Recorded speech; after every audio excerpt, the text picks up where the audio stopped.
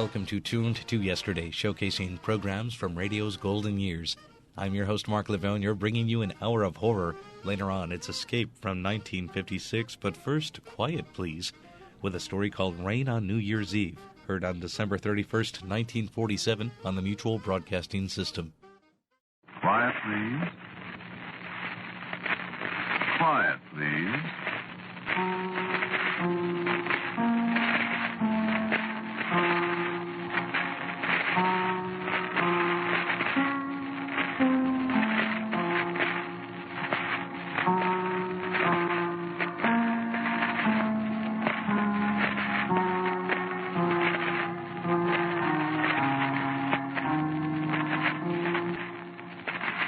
Broadcasting System presents Quiet Please, which is written and directed by Willis Cooper and which features Ernest Chappell. Quiet Please for tonight is called Rain on New Year's Eve.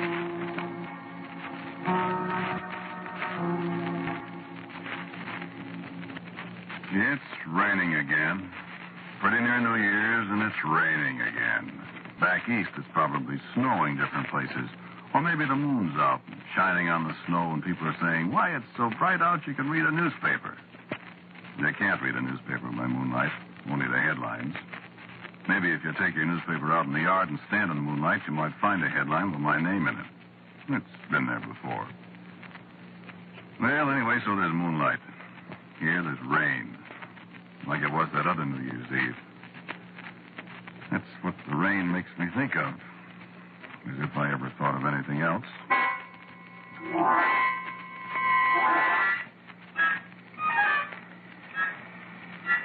Listen to the rain. I was sitting in my office in the writer's court out there after we'd been on the picture for 2 or 3 months. Writing it, that is. They'd been shooting for about 3 weeks, but I was still on the picture because we had a producer that couldn't make up his mind, and the director was one of those guys, sort of road company Hitchcock, you know. He makes the picture up as he goes along. Only there has to be a writer filed away someplace where he can find him when he runs out of ideas, which is not more than 11 times a day. So I'm dying. I go on the set and I find actors there I never heard of, speaking lines I never wrote, in scenes I couldn't figure out. Then the director would get me in a corner and put the arm on me. This thing doesn't seem to quite gel, old man. You know? And me and my little typewriter go to work to unscrew things while the overtime and the gin rummy games go right on. Great life, that. Well, so I'm sitting in my office and the rain is on the roof and the gas heater is frying my ankles while the draft from the window is giving my neck the deep freeze. Mary Lou, my secretary, comes in from her little cubbyhole next to mine. When do I get to do my Christmas shopping, Mr. Ramsey? You don't get to do your Christmas shopping, Mary Lou. Yes, I know. I didn't. What? Christmas was 2 days ago, Mr. Ramsey. Was it? Well, Merry Christmas. Are we ever going to finish this picture, for heaven's sake? Well, I'll tell you, Angel. Mr. Doty, the great director, is getting $3,500 a week. I know it. And, my dear, Mr. Doty has not got $3,500 a week for a long, long time, see? Mm-hmm. So Mr. Doty, the great director, is going to make $3,500 a week just as long as he possibly can, and characters like us can, you know what. That man. I have a different word for him, sweetheart. But as I was saying, if we leave it to Mr. Doty, this here picture ain't never going to be finished. 100 years from now, somebody will come upstairs here and they'll find an old man with a long white beard beating out the 59th revision of scene 456.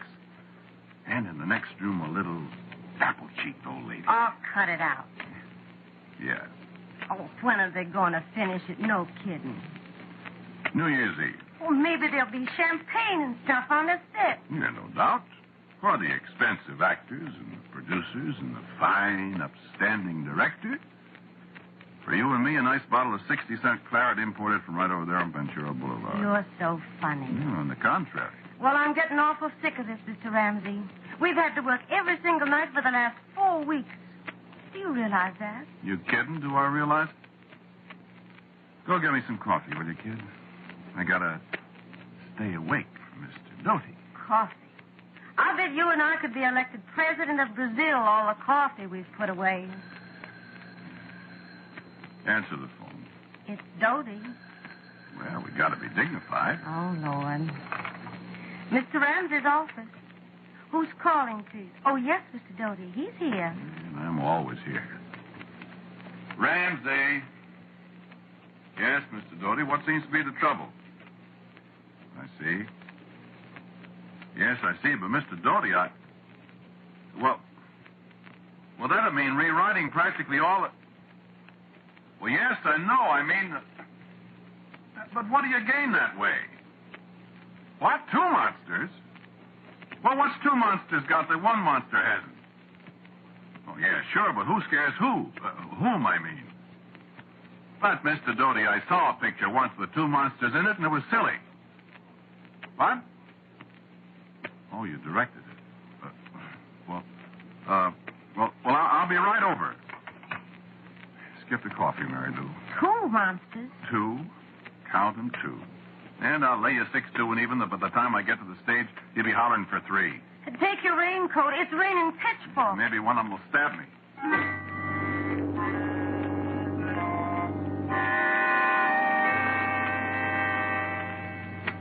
I better tell you about this monster stuff. This was a horror picture, you see. Kind of the poor man's Frankenstein. Yeah, they couldn't get Karloff, naturally, and they couldn't use the Frankenstein monster makeup because Jack Pierce over at Universal invented that. I guess Universal owned it. So they had me dream up a monster. And boy, did I dream one up.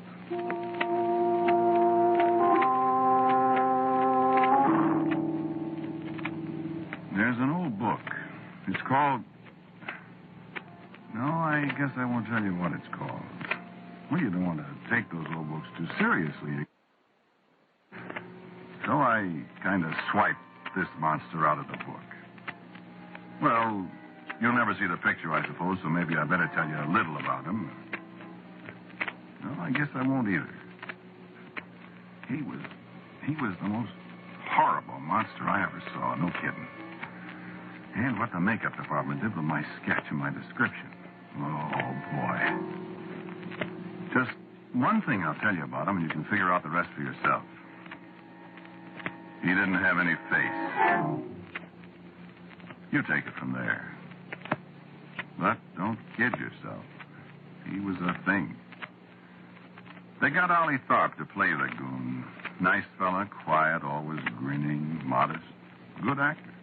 Last guy in the world you'd expect to play a monster. Oh, yeah, sure. Karloff did the Frankenstein thing, and he's the mildest-mannered guy in the world. I remember him on the Son of Frankenstein set years ago in his monster suit all gray and green, showing pictures of his new baby to people. That's a laugh. Well, I guess monsters are human sometimes, huh? And maybe humans are... Yeah. Well, all right.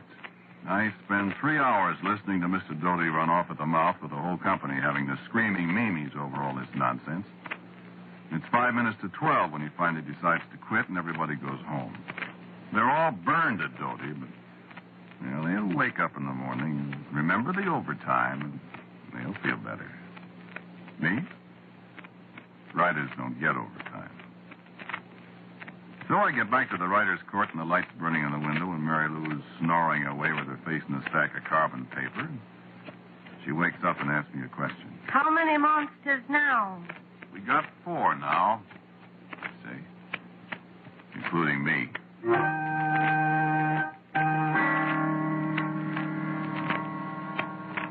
So the next morning it's not raining anymore. The sun is shining bright. And you can see snow on top of the mountains, and it's a very nice day. And monsters are pretty hazy in my mind as I pick up my copy of the Reporter and head for the rickety stairway to my palatial office. I'll tell you how much good the sunshine did me. I was whistling as I climbed up the stairs and opened the door. You might as well turn off the whistle. Mr. Doty's looking for you. And now what? He says it's very important. 2 more monsters. Your coffee's on your desk. Steaming cold, no doubt. I just brought it up. Give me 15 cents. No, it's your turn to buy this morning. I bought yesterday. All right, all right. Hello? No, he isn't here yet. Ah, go ahead. Mr. Ramsey's office. Yes, Mr. Doty. Morning, Mr. Doty. How are you? Oh? No kidding. Why, that's fun. What? Oh, of course. Yuck. Yes, sure. What's up? Why, sure, Mr. Doty. Yes, sir, I'll be right over.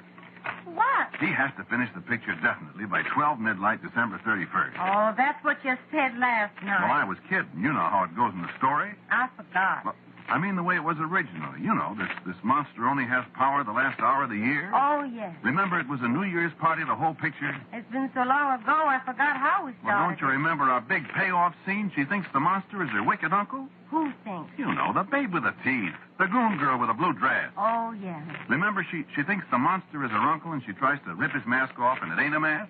Something like And that. the house is on fire, and he grabs her and runs inside the house, and our hero busts in after her and rescues her. Some way I never had a chance to figure out. But how would he do it without his glasses? He'd fall over the stoop. What stoop? There's hundreds of them in pictures. Drink your coffee and go see Mr. Doty. Maybe he's changed his mind. I can't change his mind. The front office put the big fat arm on him, or else. Whoopee, baby, 3 days and we can sit down and rest. Away from this place. You can say that again. Tell him I ain't here.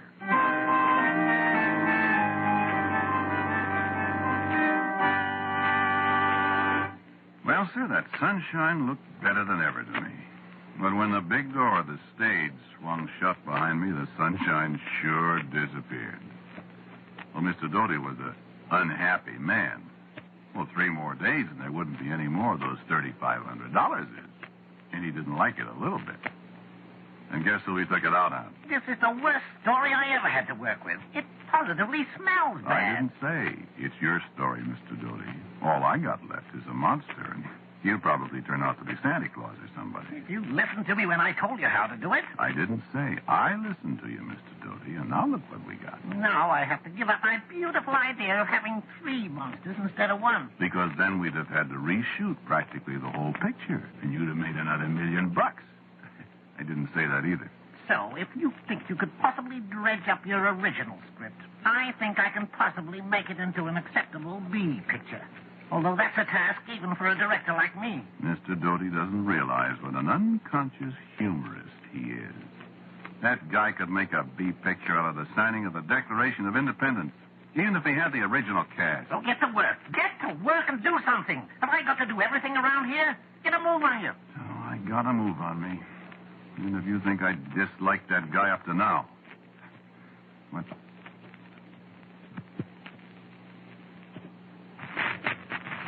He deputy the last 2 days. You've got to get some sleep somehow. You've been on your feet for almost 2 days, Mr. Ramsey. Yeah. Where were we? Scene 168, long shot interior mansion night. From the top of the stairway, a figure appears indistinct in the shadows. We sense, rather than see, the twisted evil form of the monster as he peers over the balustrade. From the foreground right, the butler appears and starts slowly up the stairway. As he reaches the 4th or 5th step, the camera starts to move in to follow him. We cram up the stairs, and the camera holds on the last 3 steps as the butler reaches the top. Cut to... Hey, wake up. I'm sorry. Where were we? Ramsey, you've got to get some sleep. Lie down for 10 minutes. Yeah, I'd sure like that. Mr. Ramsey's office. I'm not here. Yes, Mr. Doty. All right. All right. Hello? Yes? Sure. I'll be right over. Oh, Mr. Ramsey, I was... You know what, Mary Lou? Well, put on your coat. It's raining again. You know what? What? I wish I was a monster.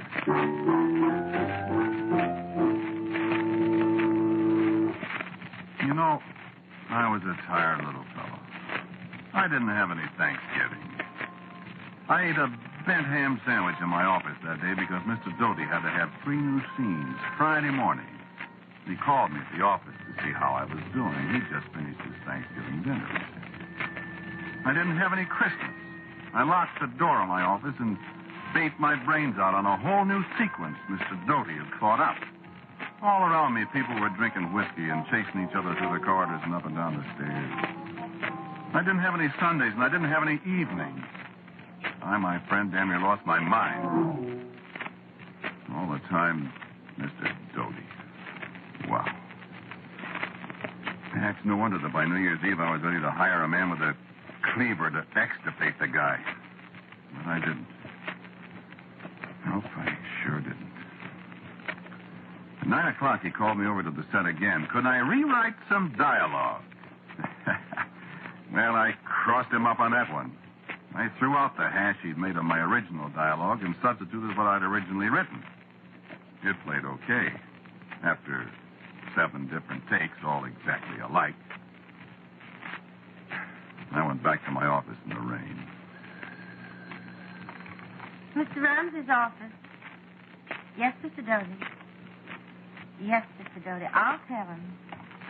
Mr. Ramsey. I heard you. He needs you right away again. Okay. Oh, you poor thing.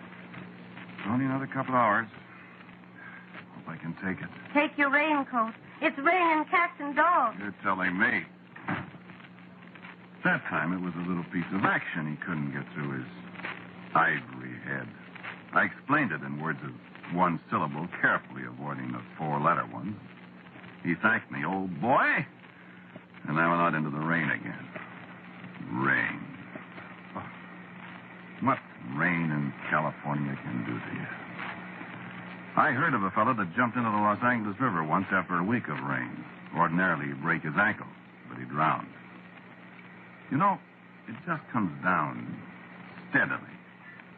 Well, I know I could probably be a lot more graphic than that, but that's all there is to rain in California. It comes down steadily. Ice cold. Steadily. Yeah. Of course, it always stops about the time you've decided to start out on foot for the east. The sun shines and poinsettias bloom and the hills are green. Oh, man, it's wonderful. I guess they have the rain like hitting yourself on the head with a hammer. It feels so good when you stop. Yeah, that's a bum gag, but I was a pretty beat-up character. 3 more times that New Year's Eve. In the rain. The guy getting meaner and meaner each time. Well, at least it was going to be over pretty soon. It was 10 minutes to 11 when I came into the office and Mary Lou took my coat from me. You've just got to get a little sleep, Ramsey. Now, you sit down at your desk and put your head down and catch 40 winks. Thanks, Mary Lou. Oh, if I had to see that man just one more time tonight, I would be responsible. I'm not kidding. I know. You go to sleep. The kid, you're as all in as I am. Well, at least I don't have to face him. He's got to stop at midnight. As soon as he's through, should you and me go someplace and have a New Year's drink? I don't know whether I could keep awake. Well, let's try, huh? Okay. Anybody ever tell you you're a nice gal? Couple of people. I could marry a gal like you. Don't kid people, Ramsey. I'm not. See how you feel when you wake up. I think I love you. I wish you meant that, Ramsey. I do. Kiss a fellow good night. Ramsey, you're sweet. Kiss me good night.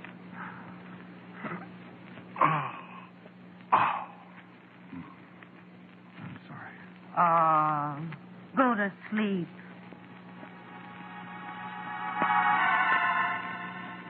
So I went to sleep. And I dreamed. Even when I was asleep, I couldn't get that guy Doty off my mind. I dreamed I was on the set. I dreamed they were shooting the last scene, the one where the monster comes closer and closer to the camera till that head of his without any face fills the whole screen. You know how it is in dreams. You're here, And then all of a sudden you're there, and you're one guy, and then you're another, and it's all mixed up. Yeah. I could see the set, and I could hear Dodie call out. What? Rolling. Action. Then I could see this faceless monster coming out of the shadows. Slowly, right up to the camera where George Robinson was standing, as tired as everybody else. And I thought to myself, if the audience had any idea that little old milquetoast Allie Tharp was inside that monster rig, they'd bust. And in the dream, I saw Dodie jumping up and down in one of those silly rages of his, and he yelled, Cut! Get back there and slide over. You've got about as much medicine as those Ramsey over there. even in my dreams he was picking on me. And so they started all over again. My dream got kind of mixed up all right there, and I sort of seemed to be following the monster, because I could see Dodie's face right in front of me as the monster moved in. When Dodie yelled, cut again, the monster and I didn't stop. I just sort of seemed to follow him right on, farther and farther. I saw the monster's big, hairy hands grab Dodie, and Dodie screamed, and the monster's hands were fumbling at Dodie's neck. Dodie was fighting, and I saw Dodie bite the monster's hand. It was so real I could almost feel it. And then everything got black in my dream, and there were a lot of bells ringing, and well, that's what woke me up. So I raised my head, and of course, there I was in my office.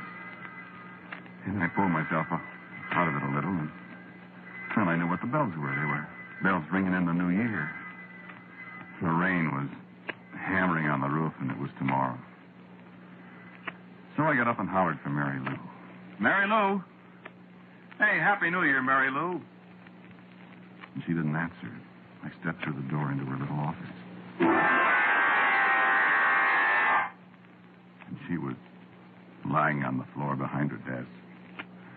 And the look on her face was something I never want to see again. It was a look of the most awful horror anybody could imagine. The kind of look you'd expect to see on the face of someone who'd been literally frightened to death by a monster who had no face at all.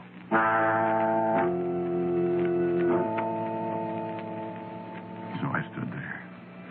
After a few seconds, I heard people yelling outside, and I heard somebody yell that Allie Tharp had killed Dodie. Somebody else said, no, Allie Tharp was dead, too, with a broken neck in his dressing room. And my hand hurt. When I raised my hand to look at it, right across the thick of my palm were teeth marks. Deep, bloody teeth marks where Dodie had bit me when I strangled him.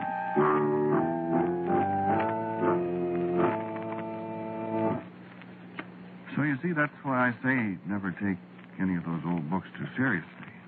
Remember I said I wished I was a monster? Remember what the book said? The monster only possessed his murderous power for 1 hour, the last hour of the year. New Year's Eve again, and it's raining. Got anybody you want murdered?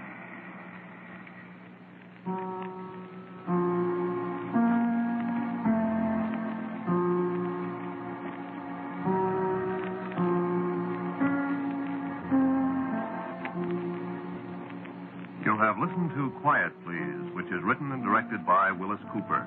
The man who spoke to you was Ernest Chappell. And Muriel Kirkland was Mary Lou. Pat O'Malley was Dodie. Music for Quiet, Please is composed and played by Albert Berman.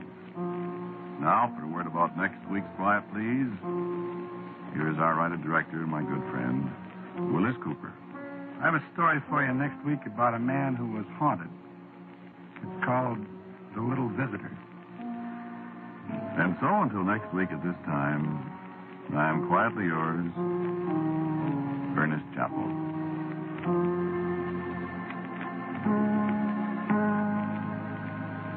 Quiet, Please comes to you from New York. This is the Mutual Broadcasting System. Quiet, Please, on Tuned to Yesterday from December 31st, 1947 on the Mutual Broadcasting System. The star of that show, Ernest Chappell, at the same time was also the announcer for the NBC program The Big Story, taking true stories of journalistic heroes and dramatizing them on the air.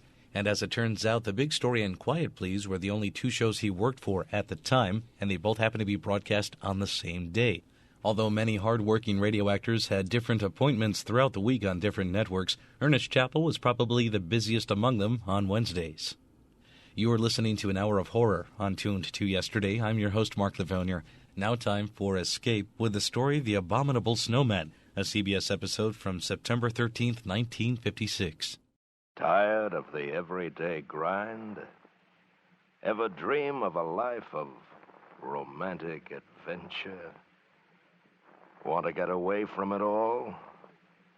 We offer you Escape. Escape, designed to free you from the four walls of today for a half hour of high adventure.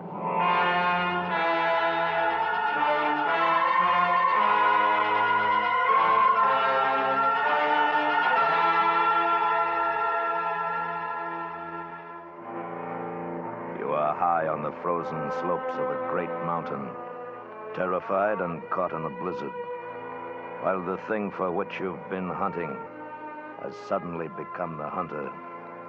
And if it finds you, then for you and your companions, there can be no escape.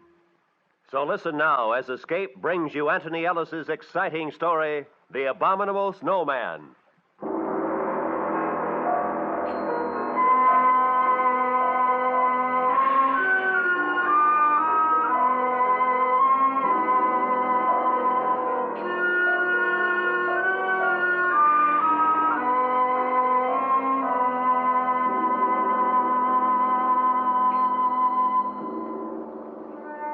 Our first bit of luck was when we hired our Sherpa guide, Nasang.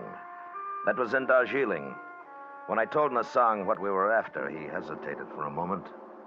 And then he said, The Sahibs have not come to climb Shomolungma? Oh, no, we're a little late for that. It's already been done. The other two Sahibs and myself are here for the reason I told you. Meto Kangmi? That's right. The Sahibs always hire me to climb the mountain with them, but never this. Are you afraid of them?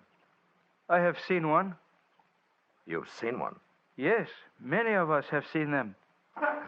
Wait a minute. Alan. Yeah. What's that? I'm interviewing a Sherpa in here. He says he's seen one of the things. Hey. Where's Frank? Went out to get some tobacco. Yeah. All right, come on in. I think this is our man. All right. Nasang, this is Mr. Ferris.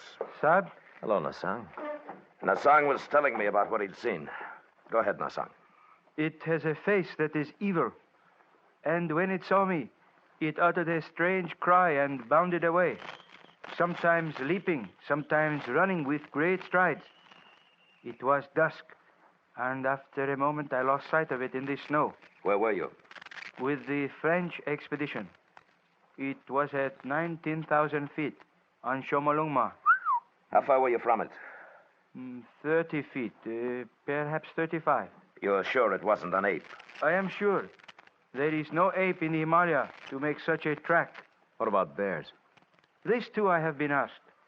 But does a bear walk always upon its hind legs? Well, that's enough for me.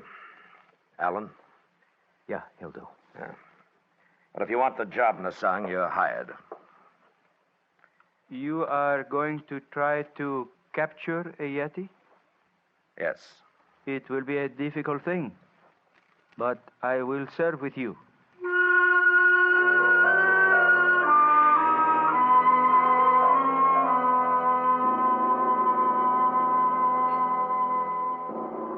Yeti, Wild Man, Netokangmi, Abominable Snowman. That's the name the natives had for the things, and Alan Ferris, Frank Davis, and I were going to try to get one. We'd all done some climbing, but climbing was secondary here. Expeditions since the beginning of the 20th century had heard of the Abominable Snowman, observed their tracks, and one or two white men claimed to have seen them. Great ape, bear, monkey, Wild men? We didn't know. But we were going to find out.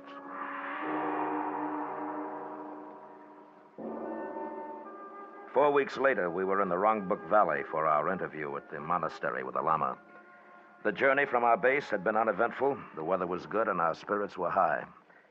From the Lama's window, we could see the great peak of Everest in the distance. Why, gentlemen, do you desire to capture Metokangmi? Because, sir, we believe it will be an invaluable aid in our prehistoric research. That is, if these things are in any way human. And for this reason, then, you have formed the expedition? Yes. You are all familiar with climbing? Yes, we are. You would need to be. The Yeti move at high places, dangerous places, so my people tell me. Also, the monsoons are arriving in a short time. I understand that. Then do we have your permission to investigate in the valley and beyond? You have my permission. Oh, thank you. Appreciate it. There is one point, however. I must request that no wild animal or being in this valley be shot. Our religion does not allow it. We'll respect your wishes, sir. Now, may I ask you one more thing? Of course, my son. Do you believe in the existence of Metokangmi? I myself have never seen them, but I know that they live here, above the valley, on the goddess mother of the world. It is also true that at least 5, and possibly more, inhabit the upper Rongbuk and its glaciers. Thank you. Do you have porters? Our guide Nasang is hiring them now. Yeah. I trust that he meets with good fortune.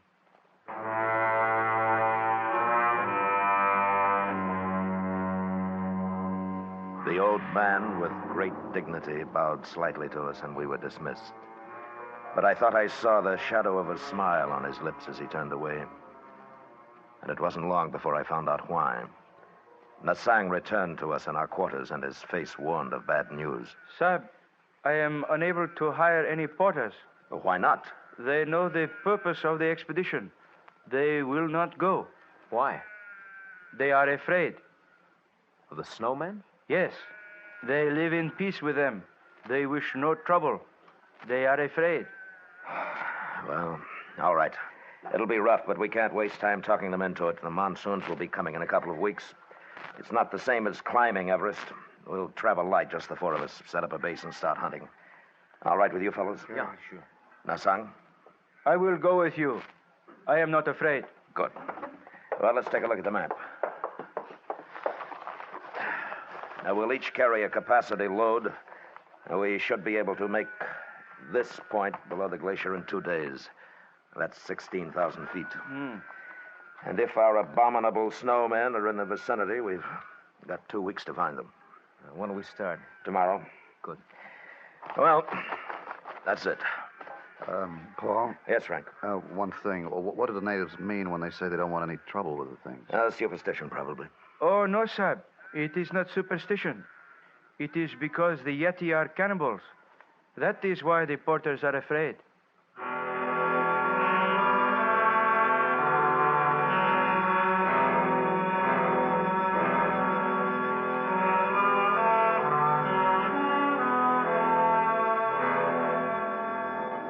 The weather turned ugly the day we left the village.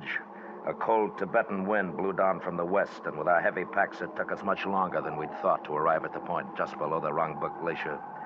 We set up our camp and made ourselves as comfortable as we could.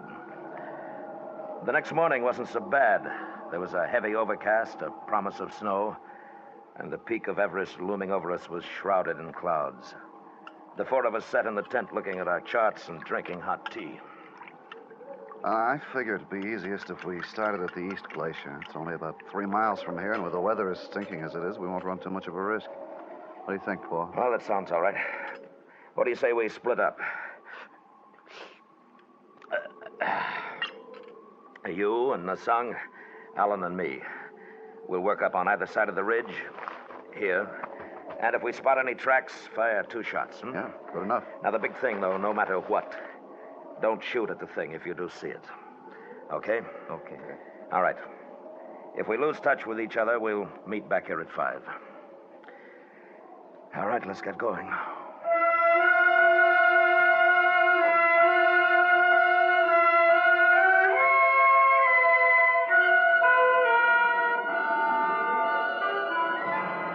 We'd left the base at 6 that morning, and the going was rough.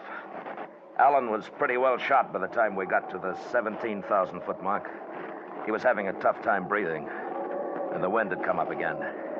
And with it, a fine, powdery snow that blinded and choked us.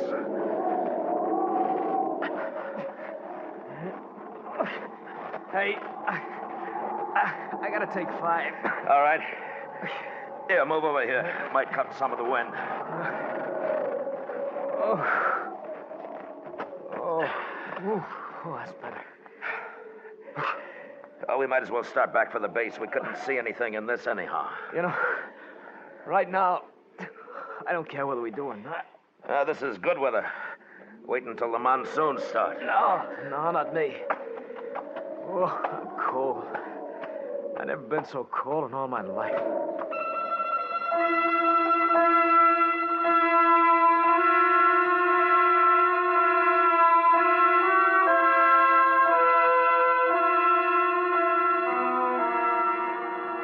We stayed in the half shelter of an overhang for 10 minutes, and the wind was quieter and the snow had let up.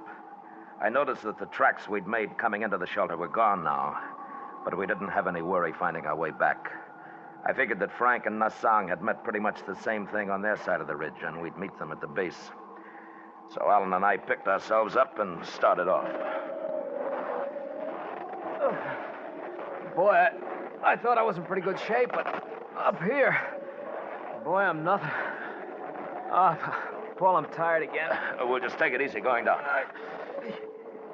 You haven't got frostbite, have you? No, not yet, but... What? The left there.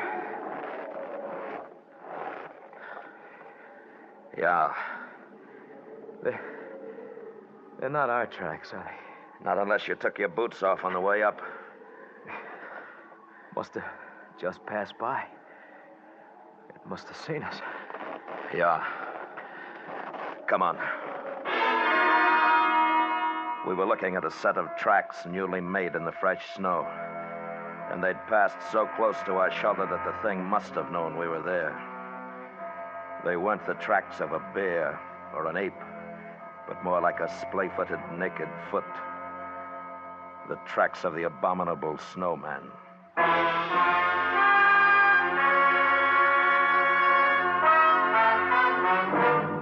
We began to follow the tracks, and for a while, perhaps 150 yards, it was easy. And then the thing made a leftward traverse down a deep slope. We could see the prints clearly, angling with a sidestep, as sure-footed as a mountain goat, except that it was walking on 2 legs. This way, Paul. Take it easy, Alan. It's getting steeper. Boy, that thing sure can climb. Hold up. Alan. I think Hold it! And he dropped out of sight over the lip of the crevasse. We weren't roped together. I got as close as I dared to the edge.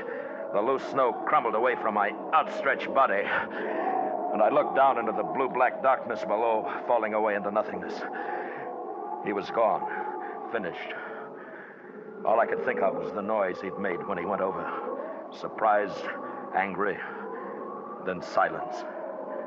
The crevasse might have been 500 feet, or 5,000. Snow started to fall again. Big flakes this time and wet.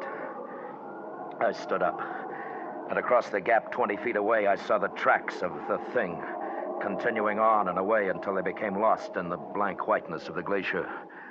It had jumped and landed still upright on the opposite side. I went back to the base, and an hour later, Frank and Nassang returned. I told them, and we were quiet for a long time. Then... Paul, are we going out again tomorrow? Why not? I just wanted to. We should go back. It is an omen. I tell you, he was going too fast. He didn't have a chance to see the crevasse. That's not an omen. It's bad sense. Metokangmi cannot be caught. We'll catch him. But there are only 3 of us. If we had a few more men... I tell you, the thing was so close that if we'd looked up at the right time, we'd have seen it. You think I'm going to give up now? Next time we'll get it. There was no chance to get Alan out, huh? No. You think if we went back... Listen, you think I don't want to? He's gone. I tried, but he's gone. Okay. Okay. Wish that wind had let up. Maybe by morning. We'll try again tomorrow.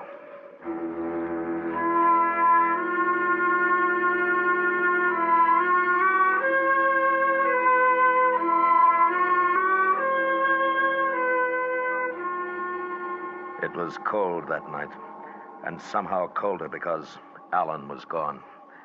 I heard Frank tossing around, and I knew he was thinking about a body, broken and lonely, lost somewhere in a deep and dark place.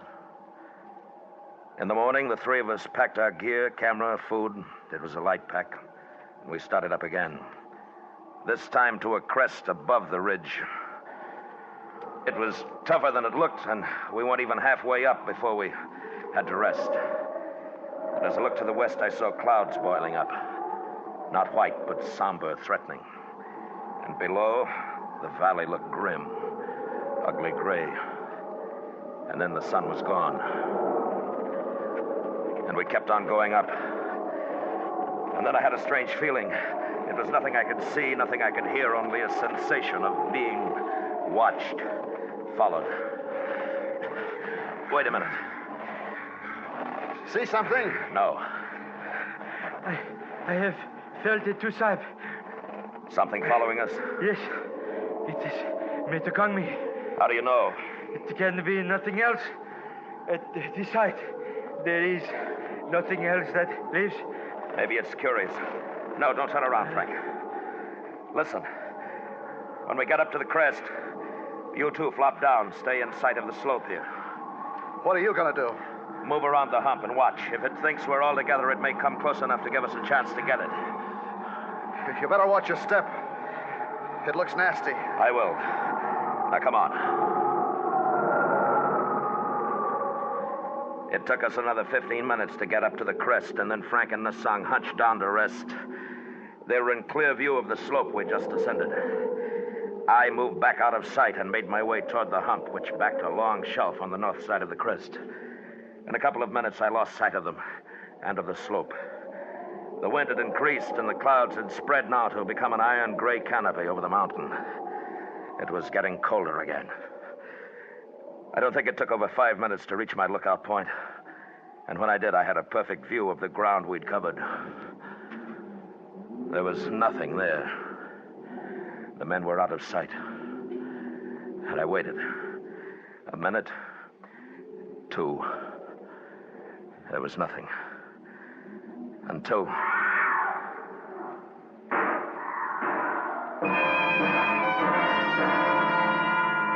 It came, carried on the wind, a cry and then shots. I scrambled back to where I'd left them. And when I got there, Frank was lying on his back. And I couldn't look at what was left of his face. There were terrible deep rents in his clothing, and he was dead. Nasang lay huddled a few feet beyond, a gun in his hand. Sahib. Yeah. What is it? What? Metokangmi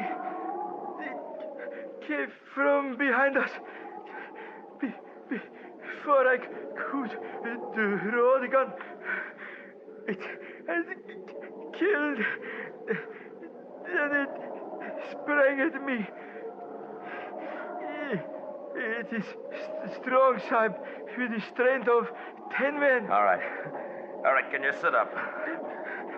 My leg, it struck at me, my leg broken. I shot at it, but I missed. It jumped away and was gone. Okay. We'll have to figure out a way to get you down. We were 4 hours from camp, and with Nasang practically helpless, it could well be 4 days or never. I buried Frank where he was lying, then began to work down the slope. Nasang was in great pain. He half slid and crawled as best he could. That part of it wasn't too bad. Then we were at the bottom, and there was a ledge to climb. It took well over 2 hours to do that, and we still had 3 miles of difficult terrain to cover. The stops became more frequent. Son, leave me here. Go back. No. My leg is frozen. There is no feeling anymore. I shall not live much longer. Don't be a fool. After a rest, you'll be able to go on. Soon the night comes. If we are both caught here, we both die. There will be snow, much snow. Leave me, son. No, we're going back together. Please, let me sleep. Let me sleep here. I cannot go on. You've got to, Nasang. No. No more. The ridge is only about a half mile from there. It won't be too bad. No. No, let me stay. Nasang. Let me sleep. No. No, come on, Nasang. Come on, you're not going to sleep. Sahib, You'll be all right. Behind you, Sahib. I turned, and for an instant I saw it outlined against the snow, crouching, of medium height. It was covered with thick hair. The face was reddish and bare, a semi-human face, and it was not an ape. The thing made a tremendous leap and was gone, but I'd hit it. I knew I hit it. Mr. Kangmi, that was he. Did you kill it? No, I don't think so. Then it will be back. It has tasted blood. You must leave me. No, get up. Get up, come on. Let's go.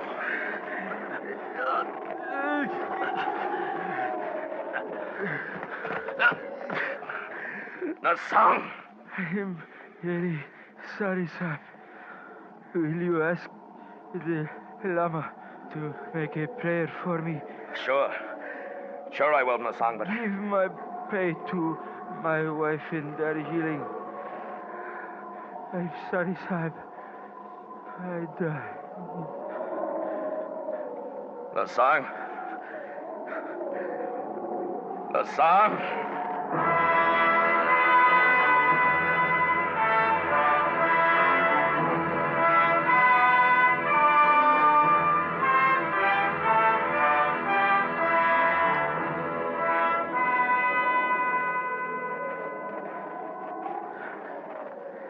And the darkness came, and with it shadows in the snow. Every hillock, mound became the thing, motionless, waiting. In my mind, I kept seeing it, its long arms, powerful, and the dreadful claws it must have possessed. I carried my gun in my gloved hand, but I knew that I couldn't fire it unless I was barehanded. And that meant my hand would freeze to the gun. And then suddenly I felt myself slipping.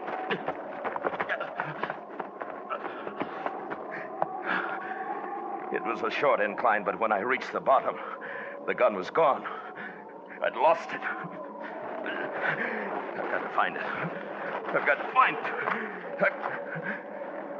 And I saw a glint of metal in the snow 10 feet away. And at the same time, above me at the top of the bank, the thing. It stood swaying a little, looking down at me. I moved slowly, inched my way toward the gun. And as I drew closer, I kept my eyes looking up. But it didn't move, only stared down at me. And I thought I saw its little eyes glittering. And I thought, if the gun's frozen now, if it's frozen, it doesn't fire. And I was nearer to it, near enough to take off my glove. But that moment in which I'd have to bend to pick it up, that's when it would leap down at me, tear my throat out, tear, and I had the gun and I pulled the trigger.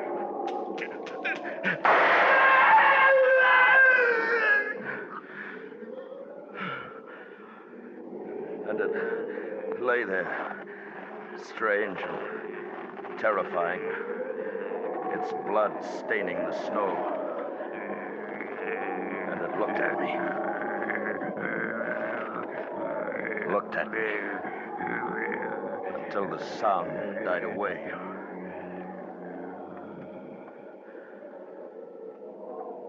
It was dead, but the eyes kept on staring. It must have been the shots that loosened the snow and ice on the ridge above. I heard the sound, and I ran. Run!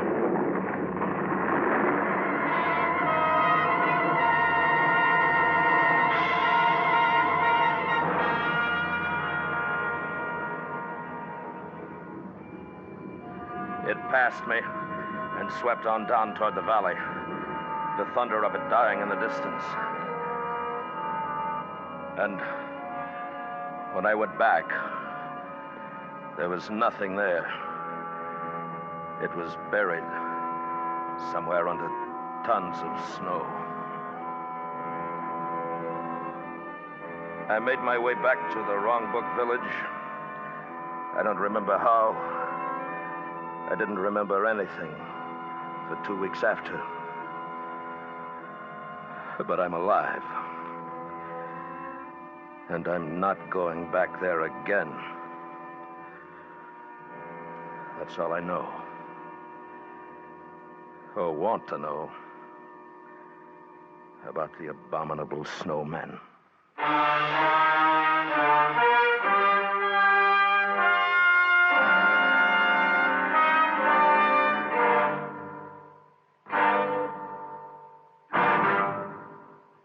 Escape has brought you The Abominable Snowman, written and directed by Anthony Ellis, starring William Conrad as Lane. Featured in the cast were Anthony Barrett, Hy Averback, Jack Crucian, and Edgar Barrier. The special music for Escape was composed and conducted by Leith Stevens.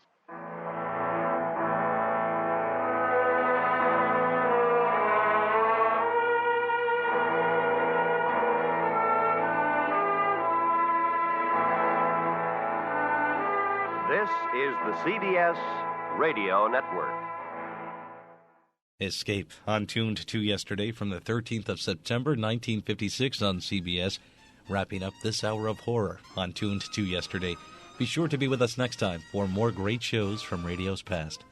Until our next hour together, I'm Mark Lavonier. It's been a pleasure.